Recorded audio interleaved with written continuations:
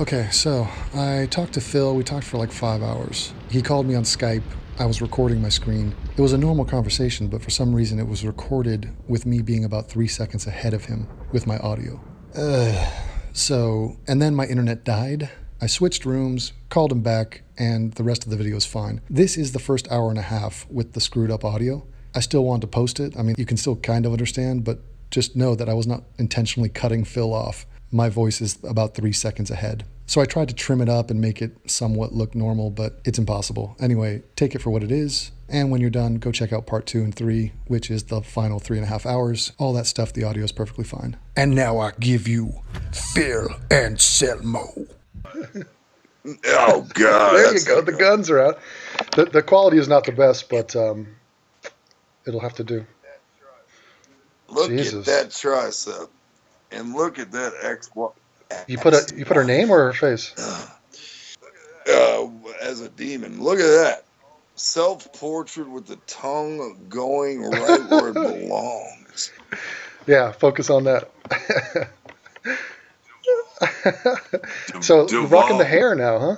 No, I was going for the Sean King. See, dude, I'm telling you, if I keep this cheesy mustache and shave the rest of this and popped on my bespectacled old man glasses and did that crap, dude. So let me ask you. You know I could. Well, we can bleed into this, but how is your vision? Because my vision has started to fade a little bit, and I'm considering laser surgery.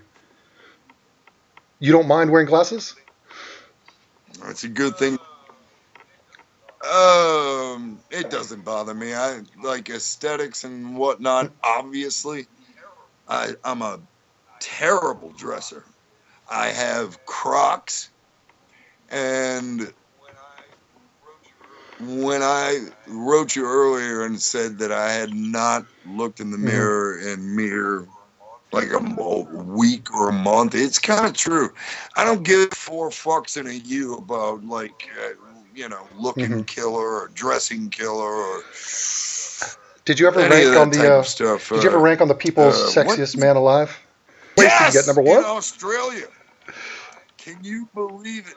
I won in like the middle 90s, sexiest man in Christ Almighty, or some shit like that, and even the I guess the pull-out poster they had in this magazine. So wait, you were a centerfold? It terrible. I don't get the sex part of it at all. So you could probably cash that in. I think you told me some stories about Australia with some fond memories. Yeah. I'm going to ask you about Russia too. Have you encountered Russian groupies? Is that a thing? Russia's interesting, man. The first time I went was with Pantera. 1991, we were not known very well at all. Still up and coming band. And we were invited to play in Russia, obviously. When the Soviet thing was over, the government was changing, and they were giving certain freedoms to their children, youngsters, and people, and citizens, and denizens. Well, we got off the plane, and man, it was overcast and gray, and we were in this I guess shuttle of sorts that were bringing us to this American-ish hotel, and man, it was really like sepia. I mean, it looked like old. Everybody looked beat down, bedraggled, and dressed very shabbily, if you will. But they knew your shit. Like and I guess the chick action thing was like a no. I mean, nobody knew who we were or whatever. Anyway, I guess my point of this is fast forward to 2000.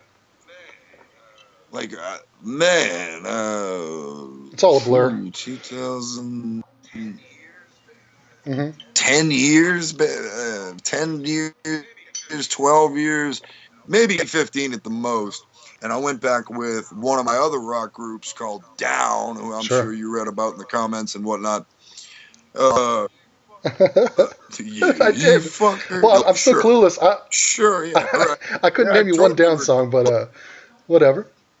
I mean, I'm new to this, but you know that. You're not going to hold it against me. I'm not going to pretend to be a poser and be like, oh, I'm totally a Pantera guy. Oh, for fuck's sake. Yeah, that's a threat. What a threat. No, but I went back, damn it, and dude, everyone, dude, all the buildings were redone. The buildings that were not redone had these huge drop cloths in front of them to cover up the fact that they were not redone.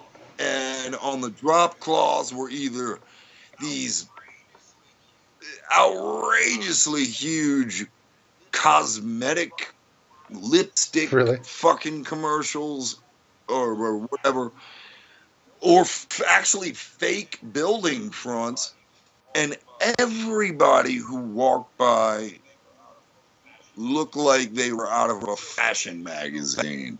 So it had become more westernized so rapidly. It was like being in New York City meets Paris meets I don't know what, but it was quite shocking how quickly this whole Yeah, it thing must be a trip, but changed. you probably have so many fans there. Could you go and like live in Russia at any point and like have people buy you drinks for the rest of your life? That's an interesting question. I have no idea. Okay, I don't well, know that. you I failed. don't know Hey, the what about answer to that. Argentina? They're huge into rock down there. Did you ever tour? I love you, All right. damn it. See how people don't get the Uh-huh. subtle sense of humor Really? that you have, sir. It's great. And if you grow up with the channel Atheism Is Nailed it. Fucking Unstoppable, you get to know your Well, it's interesting. bullshittery. Yeah.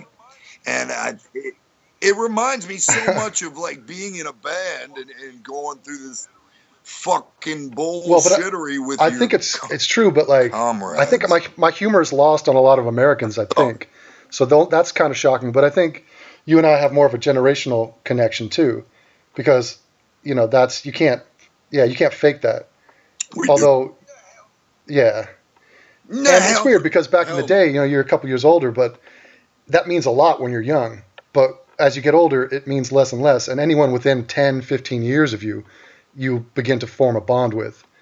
And with each passing decade, it's like that bond becomes a little stronger because the new people are kind of off the reservation a little bit. But then again, I say stuff like that, but don't all older generations criticize the youth, or is that aren't we just turning into our parents essentially with that? It feels like it. It feels like it. But it does feel like, well, that's tough. That's tough because I mean, I can remember growing up being a youngster at one point, the satanic panic and all that stuff being the thing and whatever. But it did pass gently, those parental stickers and whatnot. We knew that meant back then, especially that, Right. if it had that parental sticker, you're going to want to buy it more. It's like, fuck Exactly. yeah, hell yeah, I want to hear the fucks, the Satans, the, fuck religion, et cetera, et cetera. You wanted to hear all that stuff. So, Yes. but with the newer generation being more, whether they know it or not, it's like, I guess it's called. Now, let's be fair. I am no politico at all, and this is just really, a good friend of mine sings for a hardcore band. called the Dead Kennedys. A lot of your viewers might know the Dead Kennedys and Jello Biafra. But he said to me just recently, because I told him, I've never really been political or whatever before. And he said, well, politics finds you eventually. And he cited the source who first said that. And Right. I can't remember now. But when you grow up in a city like New Orleans, and there are plenty of kinds of people all around you, from the poor to the dirt poor. corner of the earth, very, very much so. And understand this. I went to all black schools, majority black schools. I had black teachers. I had black principals, and so forth and so forth. So to me, it was like, very, very normal. Yeah. It was a normal thing. And I can still remember these teachers to this day, and I've got nothing but love in my heart for them, because they did take me under their wing, pull me aside, tell me when I was being an asshole, tell me when I'm fucking up, and nurtured me, as a teacher should do a student, or any student. And I remember some of the troublemakers in class being my friends that were who actually had mental issues and mental problems, and they were white. And so anyway, my point is, it's like, when you live in your own skin and you're very comfortable about your jokes, the love in your heart, your sense of humor, your whatever, your view of the world, and all of a sudden there's this thing called the internet, and sure, I'm a total latecomer to the fucking modern technology and whatnot. So when you're yourself without any fucking filter at all, and all of a sudden what you say in a joking matter, right, especially a joking matter, or even your creativity, people in this modern time or whatnot, they have this ability to anonymously comment on this, that, the other, whatever. And I'm very well very well aware that, you're not gonna please all the people all the time, and that's how life fucking goes. That's fine. But what gets under my skin, I guess, is I don't think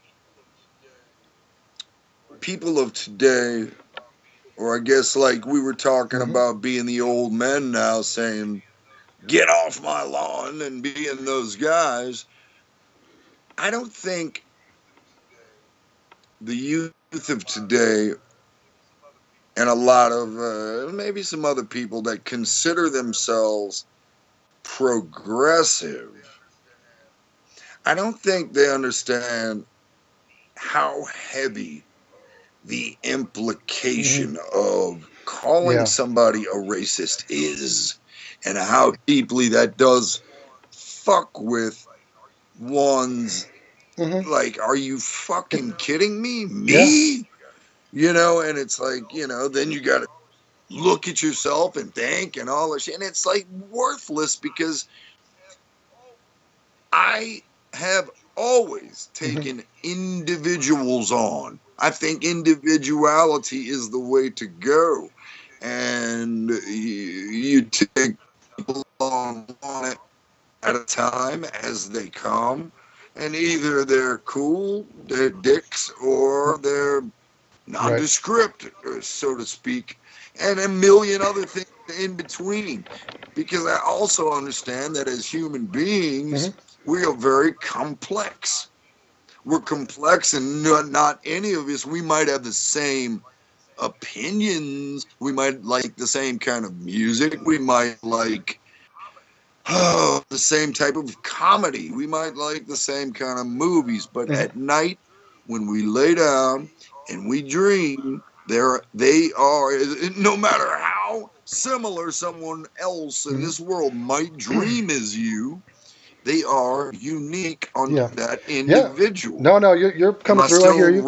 I think a lot of what you've gone through is we like to build up celebrities, icons, but then we like to drag them down. So you're a target just by your fame. And I think that you've sort of been maliciously and unfairly dragged down. But it's not shocking to me. It's just I could see it being completely frustrating. And I mean, it's so easy to destroy a man's reputation. It's almost impossible to build it up again or to refute it all. Well, since me, how many other people? That's true. I mean, honestly, I ask people, I'm like, who hasn't been called a racist yet? And I just don't get that. Exactly. Yeah. You have, hey, Devon Tracey, you have, and I could not disagree more with that sentiment. And that's what I find interesting about you. I come from a completely different side of the country than you, a totally different upbringing. Well, maybe not totally different. We can get into that a little bit later, but I've seen your videos on your father, your grandfather. Incredible. Shout out to Paul Tracy and Hugh Tracy. There you go. A vicious animal. Yeah. I love it, man. I really do. And but really, our views on things are very, very similar. But you know why? You know why, Phil? Because I'm right and I'm smart, and therefore anybody who agrees with me is right and smart as well. So I know that's awkward. It's awkward for people to be like, "Wow, fuck, this guy knows he's right," but it's just the way it is.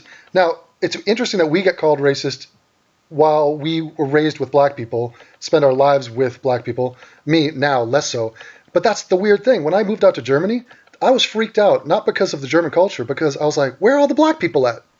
I was absolutely just shocked. I got into a bus, and there was nobody but white people on the bus.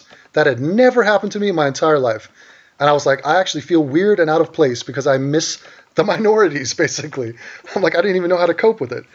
But what it does is it lets you be comfortable, like you're saying. We are comfortable talking about race, and as a white guy in the public sphere, and you talk about race, and especially if you're not a pussy on it and you're going to call stuff out for how it is, there's a guarantee you're going to get called a racist. There's just no two ways about it. You agree with that? Yes, I agree. 1,000,000%, because I've been to Europe. I've been to Germany. I've been to probably somewhere close to where you live.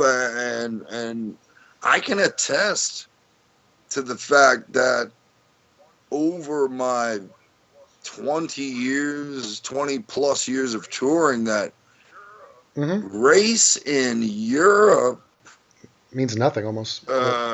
Yeah. It's totally pointless. And it's funny because living here, I tell my girlfriend and people that I'm doing a video about race. And they're like, why? Why are you obsessed? I'm not obsessed. I don't care about race. Quite frankly, I find it interesting. And I think it's important to stand up against the anti-white bigotry out there. Like, that's not going to slide. And a race war is a race war. I mean, I'm not going to sit around and watch, the people back in home get Reginald Denny'd. I'm sure you got to stand up at some point. But I mean, Jesus Christ, I'd love to move past it. It's just, it seems like the rest of the world doesn't want to. They got the chip on their shoulder. We want to move on and talk about everything else, but they just can't. Now, we're going to talk a lot about race. What's that? I just personally, I don't like either extremity. I don't like the I mean, if we're gonna talk from the Yeah. center on, I don't like far And I hate right, centrists and I too. don't like I'll add to far that. left. I think being a centrist is an extreme position. I, I mean, they well, like to claim that they're moderate, but basically, you're just wrong. If you're not on the correct side of an issue, I don't care if you're center wrong. You're just like, a lot of shit is binary. You're either pro-choice or you're not. So, get off the fence, basically, is what I come with. I've known people that Hmm. have been called fence riders and shit like that before, because Well, here's what I want to know. Uh-huh. I guess being white is like, like you say, the second you begin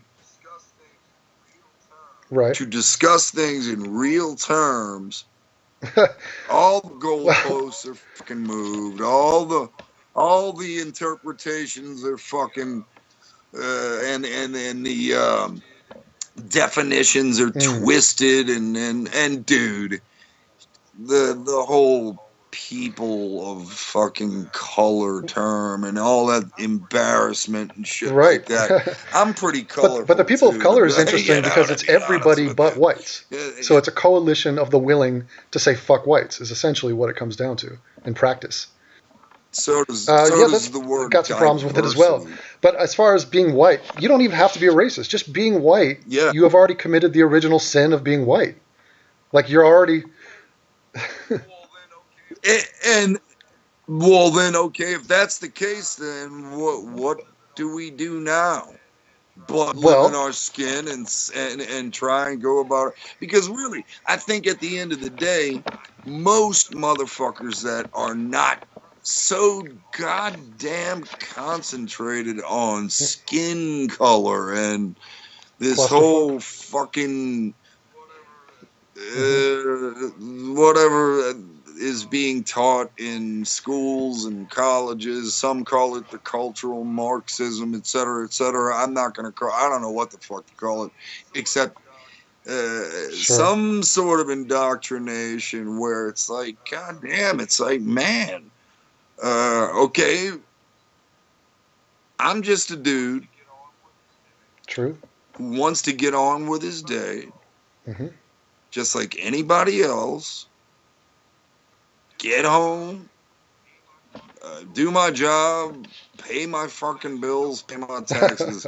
Yeah. Actually, I don't want to do that, but I have to.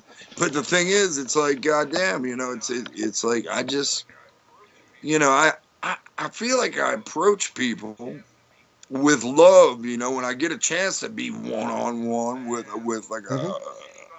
a fan or just anybody on the street. I try and put my Right. best foot forward, and we'll see what happens from there. And I Yeah. think there's a lot of people that feel that way, and then all of a sudden you open your local newspaper and all I'm looking for is football shit, but you get this clickbait anti-white or pro this, that, the Mhm. other, meaning anti-white Yeah, headline. It's because like, God because damn, everybody's why? tribal and everybody's looking for Why? villains and everybody wants to, virtue signal about how they're not the racist. I think most people just fear that label because the label has such stickiness to it. It sticks to you like Velcro. Like just you get tarred and feathered with that thing, and it's hard to remove. But why that? I think it's what I find interesting is I was watching. There's this old British. It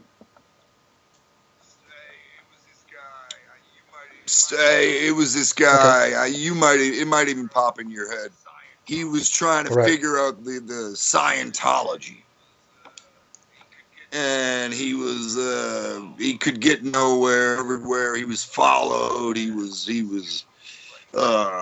had these two like Hmm. guys following him all the time, and he came into some confrontation with him. And he was just a reporter trying to get a scoop on what is Scientology all about. And they kept calling him, "You bigot, you're a bigot, you're a bigot, you're a bigot, you're a bigot." Well, there was a part 2 to this guy's report where one of these bulldogs that had been calling him a bigot and whatever left the Church of Scientology and actually went and sat down with this reporter, and he told the reporter the reason why he was calling you a bigot constantly over and over and over was to clearly get under your skin, because it doesn't matter if it's true or not. It wounds people like a knife, and other people in society pay attention to these labels. I mean, there's really not a. It's weird too, because what is another label you can call somebody that has this much power? Like if I called somebody a pedophile, I would have to prove or present evidence that they're a pedophile. But even that, if you go around with a reputation of being a pedophile, you're fucked. You know, so it's like it is a weapon that people are willing to use irresponsibly.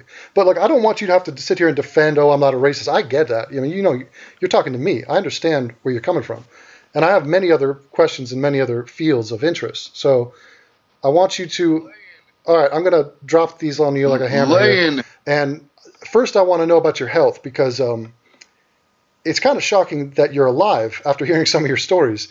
But like, give me a head-to-toe breakdown of what we're dealing with right now. Like, are you in any state of pain right now? Start from the toes up. I mean, do you have a hangnail? Like, what's the story with you? I have, I guess, arthritis that runs in the family. Matter of fact, I knew my great-grandmother till she passed when I was about 7 years old.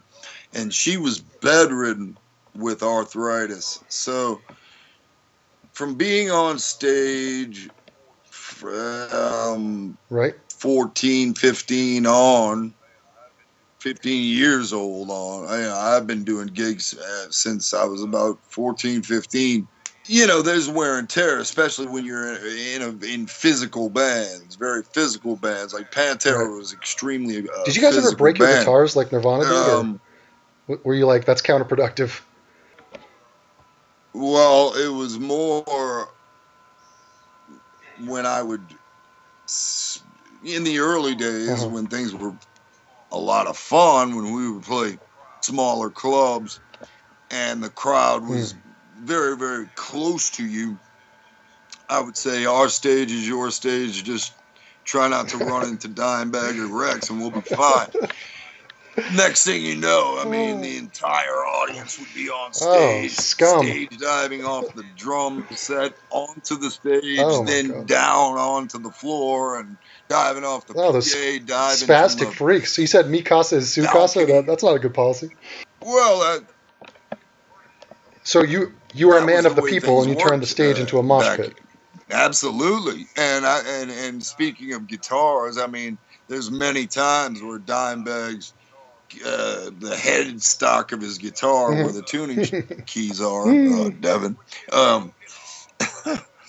would get broken off, you know, and so yeah, he went through several guitars. If you're asking about purposefully breaking things, but Pantera, yeah, we would. I mean, I think there was like, I think it was South America. One time it was like one of the bonuses for the audience, and you know, it was like you can win an opportunity to fuck Phil backstage. Exactly, destroy the backstage, and that really wasn't my thing. That was more Dimebag and their thing, so I kind of stood out of the way and let them destroy the living shit out of this, what was a nice athletic type of setup. So, but during your touring, you messed up your body. So your back is shot, your knees are shot. You're like an ex-football player now. And is there pain? Do you like do pot to deal with pain, or do you have a medical prescription for that? Drugs are bad for you, Phil. You should stop those. I do, but That is true. I would not. So you must have missed the just say no era of the 80s. However, you said just say yes. Yeah, man, I took a lot of drugs. LSD was huge. Did you ever take any? Did you ever take any tainted mushrooms? And don't kill people, Phil. Yeah. Wait, what was that? Russian? Yeah, that's like. Do you think that's a valid excuse? Just the prosecution's gonna say, "Oh, there were tainted mushrooms. Our bad. No, you're free to go." I mean, not legit, huh? No. Well, that's funny that you know about Russian Deadpool. No. It's also funny that you know about me. Let me ask you. Well, I know Exactly. about you. I know about him from you. And there's a lot of motherfuckers like your good buddy. I mean, Stephen of the House Shives. How could you not know him? I mean, it was always it was just a matter of time before the lead singer of Pantera met up with Steve Shives. I mean, you guys are so much alike, like a mirror reflection of each other. Oh God! Well, you know what? You know what I thought about, because you're so fucking much like one of us, is that you would probably your ears are symmetrical and not nearly as feminine. You could. And if you had a crooked nose, I would assume it was in a bar fight or something like manly, but not. It's straight as an arrow. No, that's from my boxing trainers. Well, no, I've broken my nose. Really? By myself. Okay. What is that? You see this is thing? Of course it is. It's a goat skull. Who doesn't have a goat skull? Of course it is. So. Exactly. Who doesn't have a goat skull? No, but you punch that goat to death. One morning, if you you look right there, there's my window. I went to pop it open. It was lovely outside. It must have been fucking December before it got down to 70-something degrees, and so I cracked the I went to crack the window open, and somehow this goat skull that most people would own got jostled off of this thing and just fell. It went right on my nose. It didn't even hurt, and it was like a faucet, like fucking R. Bud Dwyer. A lot of things do. Don't did feel that go right special. past you? Nah, yeah. Well, some of the commenters might know who R. Bud Dwyer is. Former state treasurer or whatever. He committed suicide on TV. Whoa. And when he did it, man, it was like he blew the back of his head off, and blood just went out of his nose as life. I gotta YouTube that or find that on LiveLeak or something. If not, I got it on video. Send me the VHS on that, or the beta. The VHS. I should have one like the same way people have record players. Just be vintage and retro, and be kind and rewind. Hey man, my old lady puts on vinyl of what? Vinyl every day. Old stuff, normally Stevie Wonder. Mostly, I think I had I had U2. Mostly, I think I had Joshua Tree on vinyl. I've got War on vinyl. Matter of fact, I've got their first War. I love their. Have you ever met Bono? 5 records, man. Maybe even 6. No, you don't run it. Never. No, I have. So in other words, you're not in Africa trying to save the African children from starvation. Well, I'm not you're sure if that would be you're pro African starvation. Knowing that you're dead serious. Of course you are. I'm pro starvation. Yeah. Matter of fact, only if it's what's up with you? Your weight fluctuates now. A lot of it's got to be due to drug use or your injuries. But it seems like you were quite athletic in your day, and you have the capacity to be again. But the injuries hold you back. Is that fair to say? I'm giving you an excuse for ever being fat. I'm giving you an easy way out. No, you're slimmed up. Hey, I'm not right now. Yeah. I'm weighing it I have slimmed up, and that's no booze for about Jesus. almost a That's year awesome. and a half now, and um, yeah, but I had to, man, because for me, it's like after back surgery, it's like you feel Yeah, like you've I feel every you. morning feels like a car wreck, regardless. And until the blood Mm-hmm. gets flowing, then you start feeling a little bit more normal and whatever. But Ooh. add a Yeah, hangover yeah, on you're not top hitting the of gym. that, But uh, it doesn't work. but what's Well, you're not. No, you're not hitting shit, but right, but what's fucking crazy is that as you get older, you're aspirin supposed to gain weight. water. It's a very typical trend. But you have that moment, I'm sure, where you look in the mirror, you catch a glimpse of yourself, and you're like, holy Christ, I've let myself go. It's happened to me. I mean, it happens to everybody. But the problem with you is when you sigh in disbelief at how fat you've gotten, it's also not just you, it's your fans. I'm sure your fans are like, oh, fuck, my fucking hero, this rock icon, he's getting into his Elvis years. He's going to start wearing jumpsuits. That's a good thing, though, that you've slimmed up, because you're also a boxer, if I'm not mistaken. Okay, Yeah, which leads me to the question Love of the if art you of were to boxing, encounter Steve man. Shives on a street, how would you engage with him? Would you come with a left hook, or would you pepper him with a jab to start? If we're on the street, There's nobody watching. and what, There's some chaos going and there on, was like an asteroid just hit the Earth, people running around, and you see Shives, and you know that you have a moment to engage. Would you work the body first, or would you just go straight to an overhand right? Or are you against violence? I mean, okay, I assume that you both have signed waivers and contracts have been, this is a fair fight. okay, so it's a fair fight. It's Exactly. not like me walking blankly up to this unsuspecting Exactly. individual. All right, so Yep. he wants to fight It's for me. I charity. want to fight him. I'm gonna kick his you're gonna fucking ass straight up. I mean, you're gonna hit him so hard it's gonna straighten his nose off. No, I'm gonna give him a permanent speech impediment. And he's No, gonna lose sight, maybe do you in pity the both man? eyes. Do you laugh at him the way I laugh? You I mean, gotta he is fight of to no win. concern or threat to me. I don't take him seriously, but he does bring me joy and entertainment. Yeah, he's a comical version of He a weak man. should. And here's my thing. Now, one thing I picked up on The way you say that's about amazing. Shives. Yeah. What is your insight into the man, the myth, the legend of Shives? This video is going viral. It's Phil Anselmo versus Steve Shives.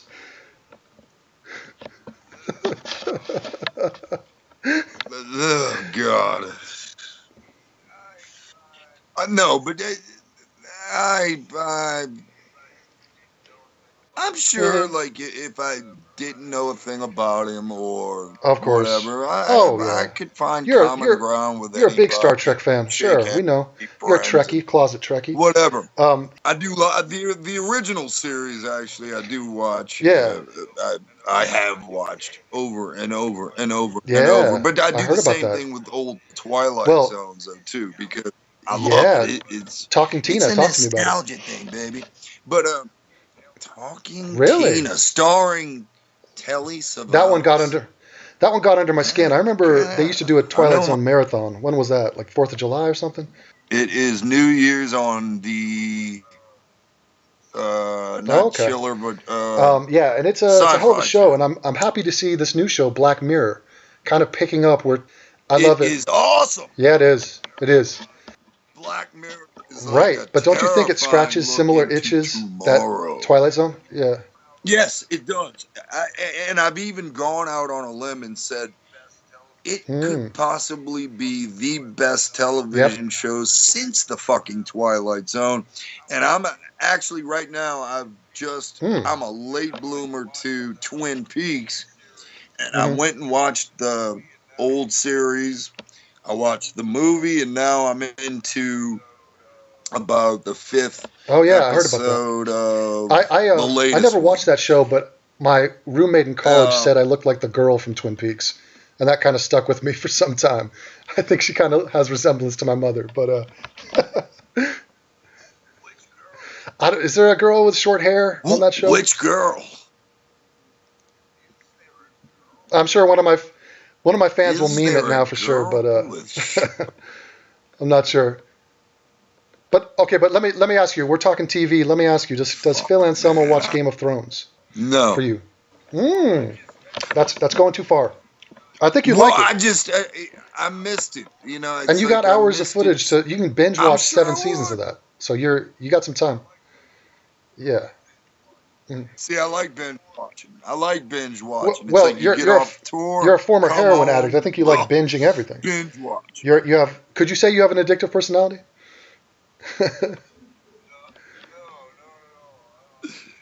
No, no, not at all. I don't have any You're clean. addictions at all. You're Mr. Straight Edge from day one. Not When at was the all. first time you hit a joint? 13, 12? No, Oh, so your innocence was lost. earlier. But you did send me that high school pic of you. You look like a good kid. I had a, I had a, yeah, right, exactly. But that good kid had been through quite a bit, and I had, and still do Hmm. have a father who is on his Hmm. last legs. He's got dementia now, Right. alcoholic induced dementia, but he, with me, I was always the practice child. I was the first kid born between him and my Okay. mother, So they were trying to make an omelet, and you were the 1968, eggs that they and cracked to get to your younger siblings. oh, they Yeah. didn't A try. Yeah, mulligan. I was a complete mistake. Trust me. And Yeah, but what a. yeah, I mean, you're the not exactly a fuck up. You've mulligan. become Yeah, a successful, wealthy, famous icon. that's because And also maybe because of your I'm troubled right. youth, they might That's have because I'm a inadvertently led genius. you to being a more interesting artist. It does because I found a way to get Hmm. to focus problems or issues or anything that might be going on in my Yeah. life through music. And that music in itself is so much brain work. It's like, oh my god, it's exhausting because it comes down to the Right. musical part is mathematics that turn into But the geometry. message It's of like, your oh songs, I fuck, mean, you're coming from a okay, place of some pain and torment. You're not exactly a tortured artist, but if you didn't have anything of note to talk about, nobody would be able to relate to you, because then you'd just be some happy-go-lucky, prissy, rich kid who's like, what the fuck is this guy going to sing about? which makes me question a whole lot of Ah, certain okay. other Let me ask you that. Okay. meddlers out Yeah. there.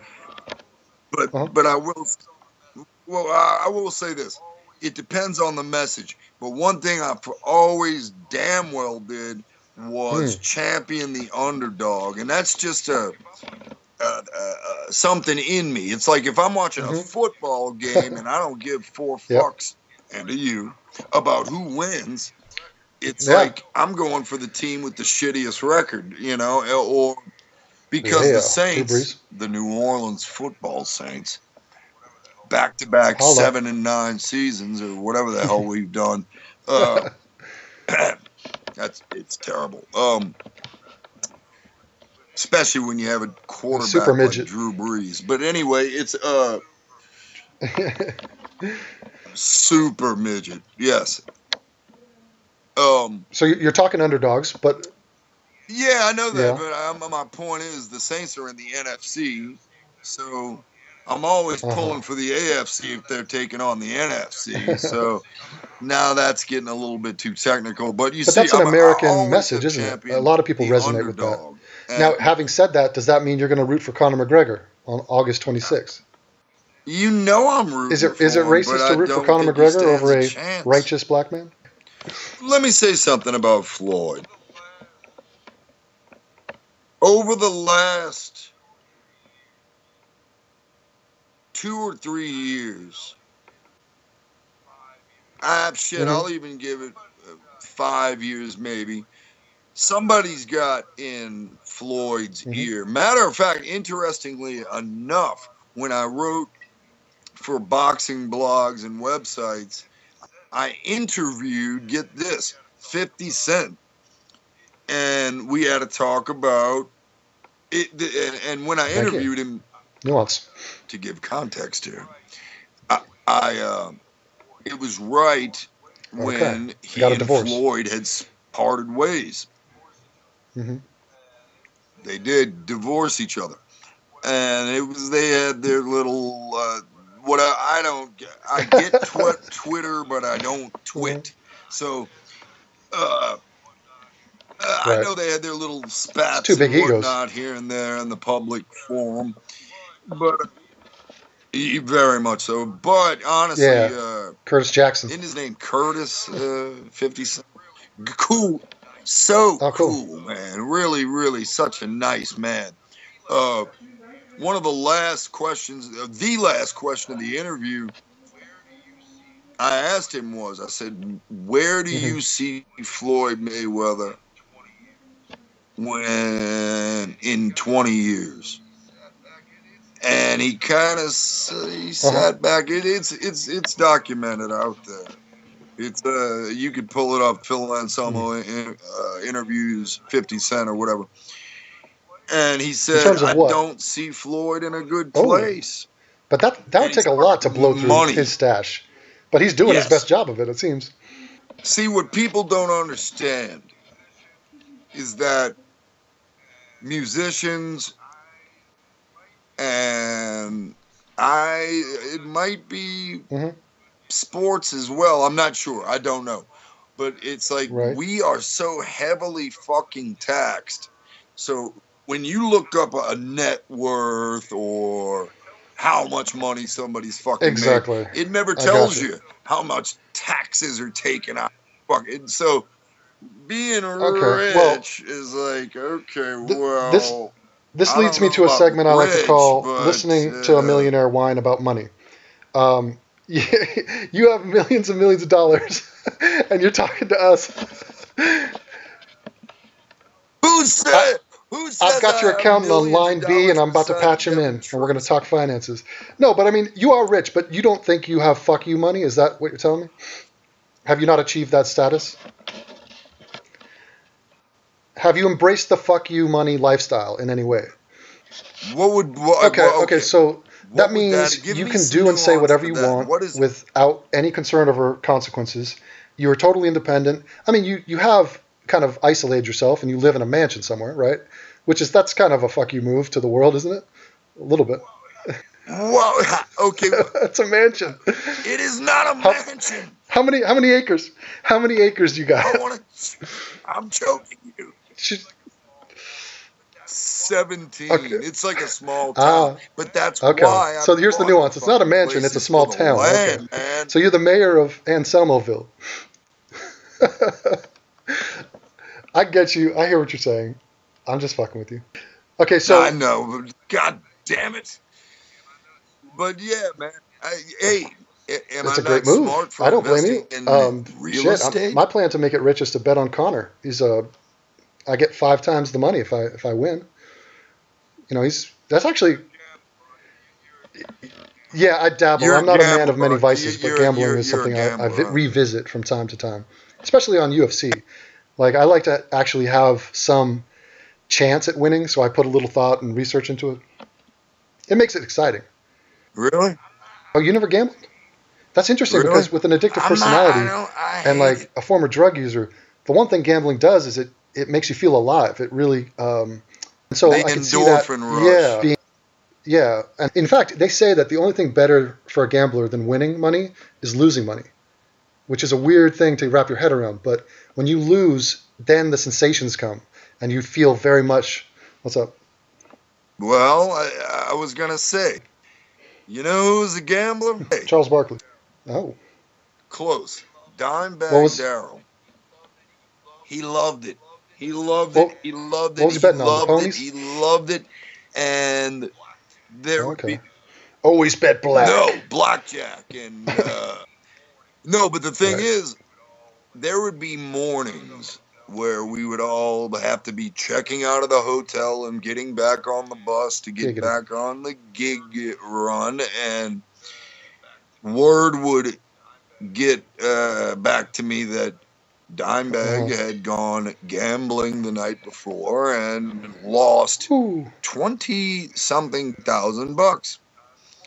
and sometimes worse. And so then I'd see him, but moments later on the bus, and he could read my eyes. He knew that I knew, and he looked at me, and the first fucking thing he'd say to me was, I might have lost. You're right. That's cool. That's a good attitude to have, though.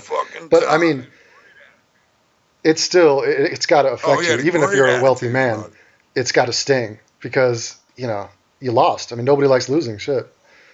So do you have fond memories of the man? I mean, you spent decades with him. Of course I do. Of course I do, you know, but, you know, it takes four like give me the short version of that, because I've seen many of those documentaries about rock bands, and they all follow almost the exact same path, and they end up breaking up. Do you think most rock bands or metal bands break up for the same reasons, or was Pantera unique in that? No, not at all. Not at all. I think it's happened 1,000 times before, and will happen 1,000 times again. You know, was there ever resentment? Does the front man always end up getting resented by the rest of the band? In terms of the disparity of fame and sort of being the face of the band? Depends on the front man. And it depends on the situation, because Dimebag had a massive and I've been noticing presence as well. Yeah, even the comments now. With the fans, I mean, the guy seemed completely famous. Like, I mean, he's way up there, which is kind of weird to me. Like, I mean, I have trouble. I couldn't name the bassist name for Nirvana, and I love that band. You know, he has some fucked up last name, doesn't he? What is his name? Chris something? The bass player? I don't know. Ben, huh? Right. Oh, I'm thinking Soundgarden. Nova Scotia. Right. I mean, that's my point, though. It's like, I can get that. But, like, there's rare occasions like Slash, or who's the Aerosmith dude? That was always homoerotic. Whenever they got back-to-back and shit. Did you ever go back-to-back with your guitars? That always struck me. Where you press your back up next to the guy, and you're like playing your guitars like they're your dick. And it's just... I always remember cringing at MTV going, I cannot get down with this. Like, these guys are touching each other, playing instruments. I'm like, what the fuck is happening? I'd get him in a cock punch? Did you ever something like that? Or if you really want to get down to brass tacks. There's nothing gay about that. Yeah, that's just normal. But would you ever cock punch Dimebag? Is that something you used to do? Absolutely. See, I'm another man in the dick, and unless he was really wanting to get hurt. That's too far. You know, it's like I have a question from a fan here. Speaking of the topic of other metal dudes, or rock guys, ask him what he thinks about Chester Bennington and what he did and when he heard about the news. First of all, I had no idea that guy's name was Chester Bennington. Me, actually, neither did I, and I'm not. I think I've heard snippets of that rock group, maybe 2-3 times tops, and I was no fan of their music. But yeah, like I mean, it just wasn't your thing, or did you actually think it was not good? Okay. Not heavy enough, or just redundant, sort of not good melodies, not good riffs? Like, how do you judge a song? Or as a lyricist, do you listen for that first? Is that like a big component? No, not really. Well, unless I like a band, then I'll... Okay. That comes later, though. So you could like a song and hate the lyrics. But, I guess I'd have to think about that. Yeah, I mean, yeah, if you look back at classic rock, something like that. I mean, and I gotta beat up, baby. You know, it's like, what the fuck? I mean, I love the tune, I love the riff, I love the sound. Well, for me, my favorite song being "Smells Like Teen Spirit" is a perfect example of that, where the lyrics, I mean, try as I might, I can't make any sense of them, and still to this day, they mean almost nothing to me. But it doesn't matter at all. It's the energy of that song. That's the point. I think with Kurt Cobain, he very smart. He's the type of guy that could string words together. And I do it all the time. I'll just string words together that look cool together, or something like that. And people will find the deepest meanings. Yep. Holy shit! They're acting like he means this. They're acting like you. Like, dude, I didn't mean a fucking thing, but just getting the song written.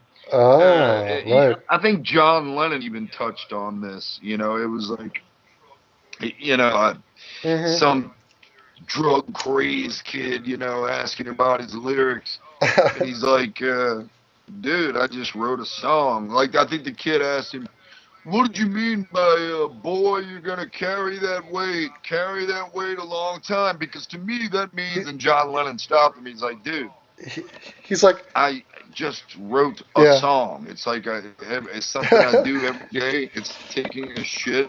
These are he's like, words. It's like taking a shit. I wrote a song. I feel you. He's like, wait a minute, you didn't mean by carry your weight that you're talking about being a drug mule, but carrying coke across the border? I thought for sure that's what you were talking about. Exactly. You know, I can tell deep inside. And that's another thing. That's another phenomena about today's internet and comment leaving. Everyone's a mind reader. Well, Phil, they have access to Google, so I mean, they're freaking experts on everything. You know, they're ready. They're ready to debunk. Now, does Google happen to like? No. Can you Google? You can understand what it means, but it's harder to grasp what it actually means. So there's more than one death though that has been happening in rock, and they tend to be suicides or overdosing. What about the guy from Soundgarden? Did you know him? Did that hit you? These deaths pile up. Are you affected by these? And I almost want to ask you, do you have like survivor guilt because you survived and so many people, your contemporaries, have flamed out? I don't have any fucking survivor guilt. I have fought my ass off to fucking be alive. I was hit heavily by Chris Cornell because he was, I've known him since 1987, and we had the same producer, Soundgarden and Pantera, and then that's how we got to know the entire Seattle scene, so to speak, and Chris was always quiet, nice, talented guy. I mean, he's one of the always, acoustic, unbelievably talented vocalist. I would have to say the best singer, like out and out vocalist, male vocalist of this, I guess, modern rock generation of guys. Just an incredible range and a beautiful voice, beautiful use of his voice as well. He could sound like Paul Rodgers at one point, and then he could sound like Ozzy Osbourne in his prime with Black Sabbath, when he, like Sabbath, Bloody Sabbath, when he was hitting really high notes, Sabotage. He could sound like Robert Plant, and he also had a big, and a lot of people go, really? And then you double check the reference, a lot of John Fogerty in him from Creedence Clearwater, man. They sounded a lot alike. But and later in Chris's career, I would think. But that did hit me hard. And to go back about the kid from Lincoln Park, I felt terrible for him. I felt terrible for the band. I just, it's sad, man. I think it is sad, and I do have a unique outlook on suicide, to where I can see where yes, it makes you angry, it makes you frustrated, it can make you feel like I've heard you even say that, Right. you know, there is a type of weakness there. But put it this way. Mm-hmm. If I found out tomorrow that I was just riddled with cancer and there was no turning back except a slow and undignified death in some Right. hospital bed with tubes attached to me, Well, I I mean, might but I check would put out, that in a Jack, separate on my category because, own like, assisted terms, suicide man. for a disease of that nature. Yeah, we do. But I And would then never call somebody we like that need the weak. I mean, that's just Kevorkians. a conscious choice. But the problem is you know these people we don't think they should have killed themselves. Like, do you remember Robin Williams? He was diagnosed with a disease, and I think that led in part to him checking out. But it leads me to a question. So with these guys, and by the way, did the Soundgarden guy kill himself or was that drugs? I forget. There's a lot of controversy surrounding his death right Was it a now, and I gunshot mean, right or now, was it just I drugs? guess Oh, okay. the no, Ah, I see. apparently strangulation, but Of course. there's a lot of you know, conspiracy theories Sure. fly around like crazy. So I'm gonna leave that one up in the air. But I do find Well, it's here's tough one to thing. As an fathom outsider, as a that he non-millionaire, would a lot do of the that. common man, we look at a guy who has money, a guy who's got money, and we think there's no way. However bad it gets, it almost seems ludicrous that they would kill themselves because they have resources, they have options, they're not suffering in terms of like an office life, and yet it really speaks to me because God, the guy must have been in a real state of emotional pain, and that millionaire or not, everybody's kind of the same, and so. But here's my what's up? And he had children. A major problem as well. Do you think that these guys, like the Lincoln Park and whatnot, do you think that they would have committed suicide had they not achieved international fame? If they had just lived regular lives, do you think that it most likely wouldn't have happened? Because like Kurt Whew. Cobain hated his Well, fame, and he didn't well, no, he did kill himself. Actually, I wanted to ask you about that. Do you think any truth to anything to do with Courtney Love or foul play in terms of Cobain? I don't know about foul play, but I most certainly know about being in a relationship Yeah, where enabling. the biggest bond Yeah. is drugs and it is enabling, and that is why I am Uh-huh. brutally and Do you happily do you about do you it think that if you could have divorced. talked to Kurt Cobain And when he was 27, having gone through the heroin thing you went through, you think you could have helped him and talked him off that ledge, or you think he was sort of broken? one thing about being stuck on Uh-huh. that level of drug addiction. Now, this is interesting, figuring this is airing on I've heard a of it. channel called Atheism Is Unstoppable. But I will say,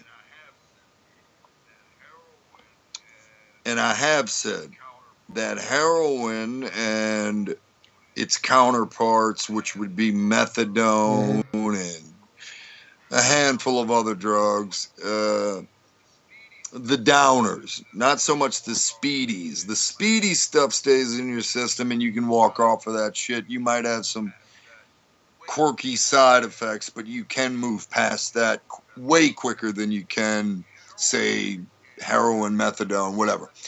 Heroin and methadone and all that shit, to me, is Mm. absolutely definable evil for the human condition because Huh. it fucking lies. It lies. It lies. It lies.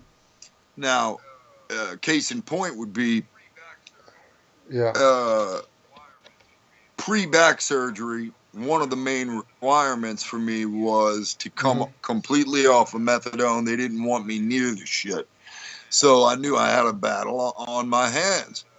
And I had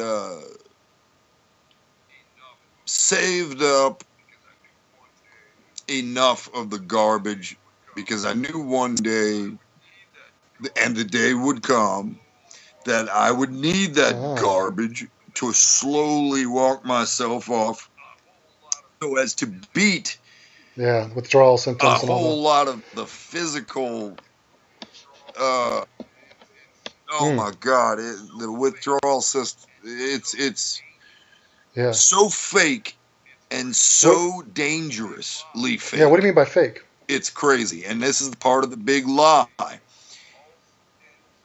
It Paranoia and all creates that. a false anxiety that keeps you coming back for more, or reaching into a bottle of Xanax that you don't really fucking need.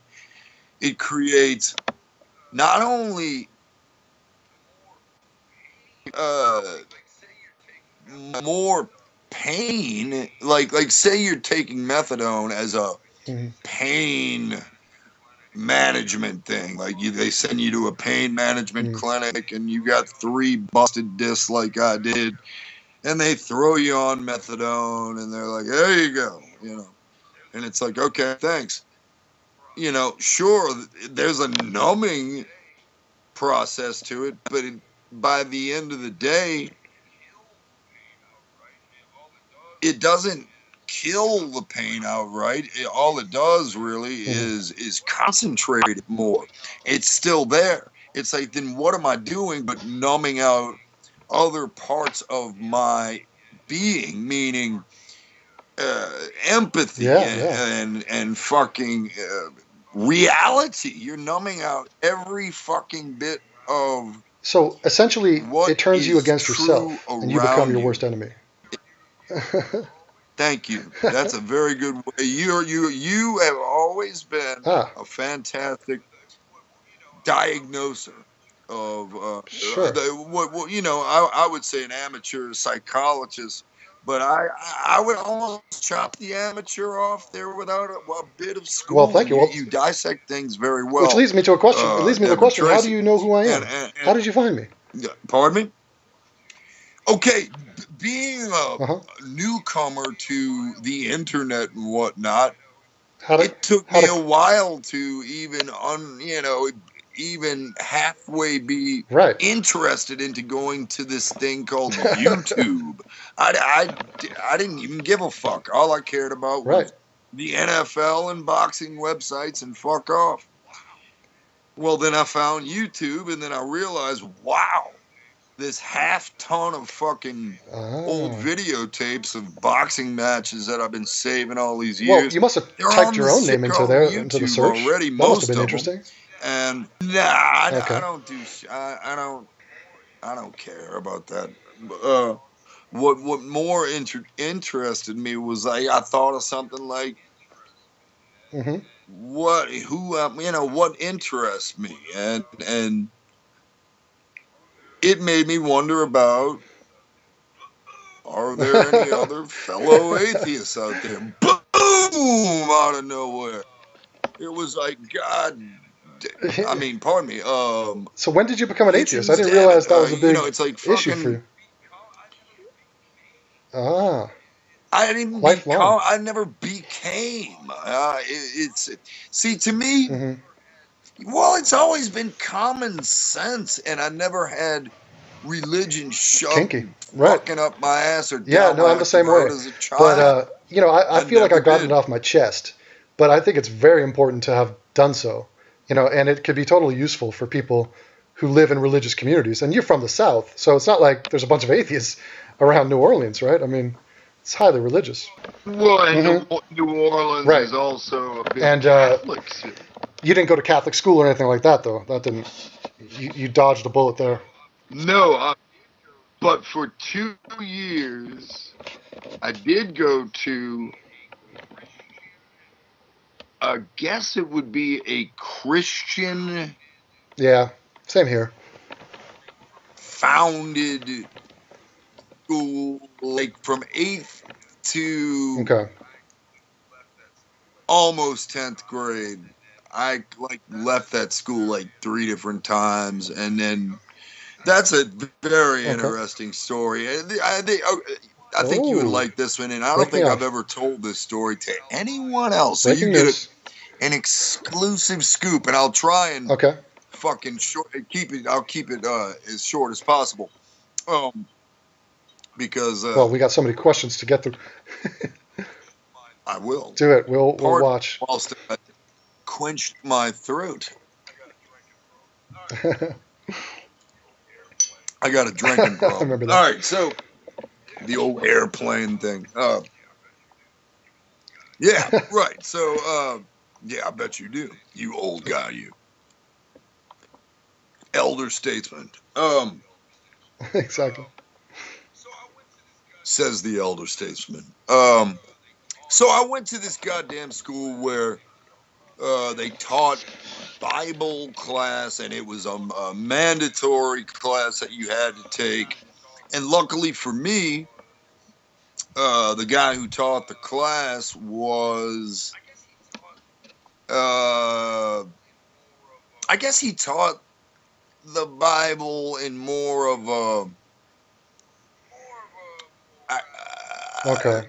Like more watered of down a little a bit. morality, the history, how things came about, why people believe certain ways and certain stories. He even went into the book of Ezekiel Oh, and Jesus. talked about Ezekiel seeing the wheel, and he's like, I don't know if he found some weed plants or That's something like It that, sounds like but Sam Jackson from Pulp Fiction. Ezekiel, That's the same he chapter he saw, read.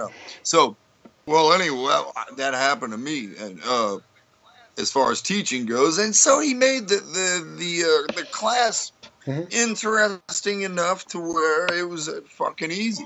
So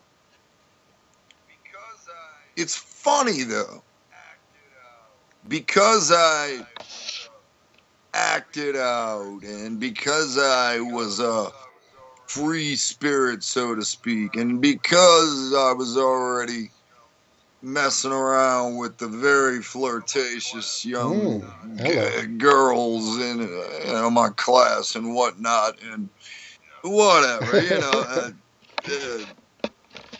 oh god. Anyway, the reputation that this Phil kid's he's a troublemaker. And then, of course, I'm in my first garage bands and discovering heavy metal and this and that and whatnot. Yeah, I was like a bad influence, but I was also Right. on the football team.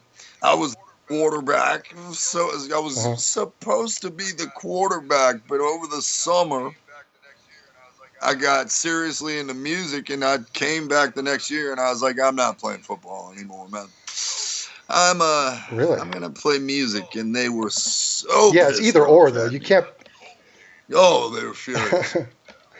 You let your whole team down. You let the whole team down. When you're the quarterback. And I'm like, dude, fuck off, But later that year, I met up with a friend, a dude. His name was Adam. He was a buff motherfucker.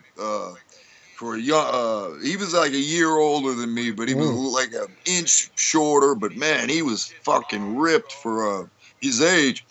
And he would get mom's car, and we would go and burn little joints and shit like that. And there was a high school basketball game, and we decided to attend because we were going to meet friends there. So we show up, we go in, I see, the group of people. I felt like seeing the games going on. I got bored. So out the door I went. For one reason or another. And I got approached by this guy who I recognized as one of the bus drivers, the school bus drivers. And he says to me, "You look cool. You know anywhere I can score any weed?" So I got alarms going off, red flags, Narc. alarms, all this shit going off in my head. Mhm. This is a full-grown adult. I was in 8th grade, 9th grade, something like that. And I'm just like, no, man. Uh-huh. I know, can't help you. And he keeps badgering Strike me. 2. I'm from Florida originally, and exactly, yeah, he keeps fucking badgering me, and honestly, I told him, look, dude, I don't know where to fucking get weed. Fucking leave me alone, you fucking weirdo. And about 2 months go by, and I get called into the office, and the principal hands me this big, thick ass envelope, and he says, don't open that until you go home and have your parents open it. We've already called them. They're expecting it. So if it's open, you're going to be in double trouble and all this shit. I'm like, fuck, okay. So actually, I went home, and sure enough, my stepfather at the time, who's when we lived under the same roof, we butted heads. I hated him. He hated me. Cool. But now we're like great friends. He's awesome. I love him. And great camaraderie. And he was instrumental in teaching me a lot of the finer points of life that my dad had no fucking interest in teaching me at all. So, I told him the story about what happened. Well, anyway, this big fucking thing of papers was how I was trying to sell weed on the fucking school grounds, and how this and that, and what disciplinary action and police and all this shit. And I'm like, whoa. Didn't do nothing. Whoa. And I told my stepfather the fucking truth about what happened. And he believed me, he believed me because I was telling the fucking truth. I was like, this is not how it went down at all. This is not how it went down at all. So I think that right there was enough to where, A, my folks were going to yank me out of that school, and B, the school was like, we feel, after this meeting they had, we feel it's better, I guess you move on to some other school. Okay, so when you're a kid and you move schools. So that's how I got kicked out of that fucking precious religious school. So that turned me off right off the bat. Bunch of fucking Tell me what you really lying think. No, so when you switch schools as a youngster, that's a very volatile time. So. Dude, no. But you always had the band, so the band became your family, basically. The school's just whatever. Yeah, you had to go to school, but it wasn't your thing. No, and honestly, it was like when I applied myself, dude, I could get straight A's. I could get straight A's, B's, whatever.